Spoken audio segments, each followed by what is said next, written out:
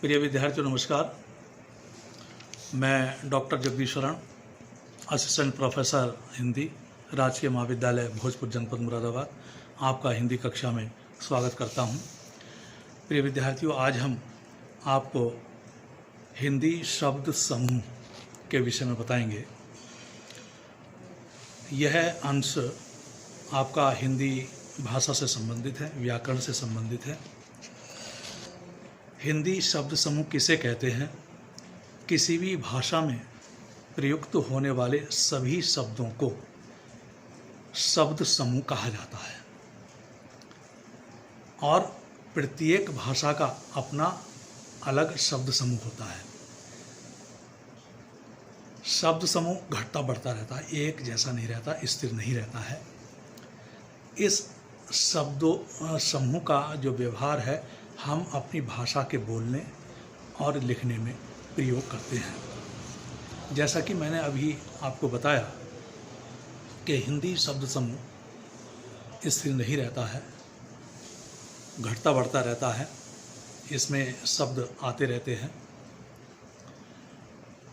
हम जानते हैं कि जब कोई भाषा विदेशियों के संपर्क में आती है तो वह भाषा उन विदेशियों की भाषा के शब्दों को ग्रहण कर लेती है।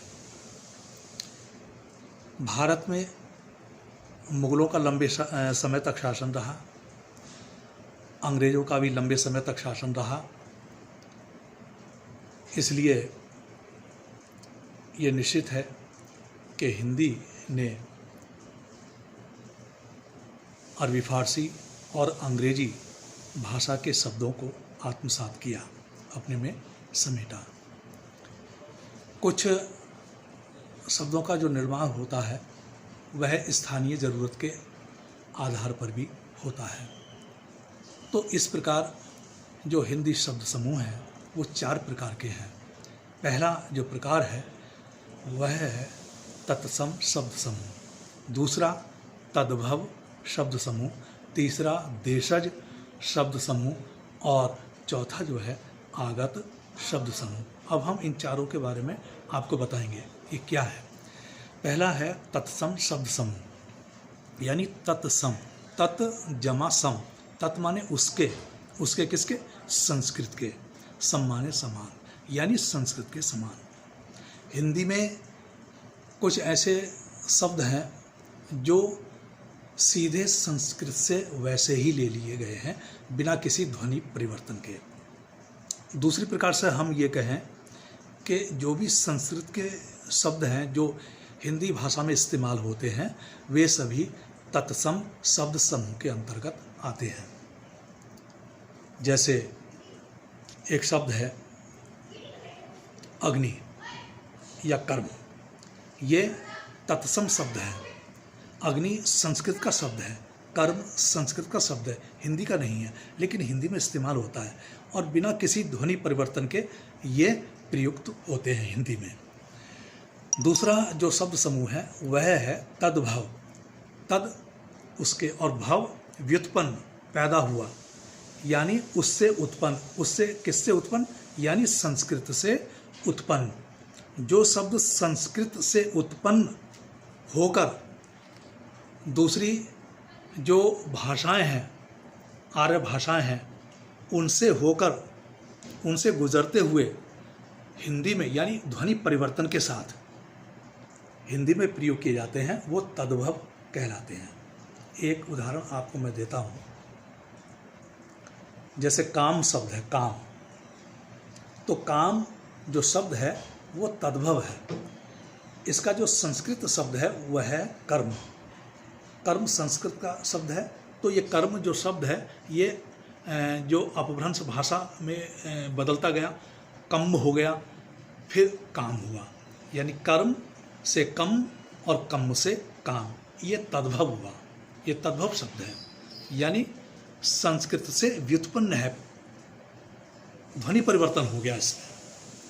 तीसरा जो है वह है देशज शब्द। देशज का मतलब होता है, यानी कुछ भाषा में कुछ एक वर्ग ऐसा होता है शब्दों का जो स्थानीय ज़रूरत के आधार पर उसका निर्माण होता है।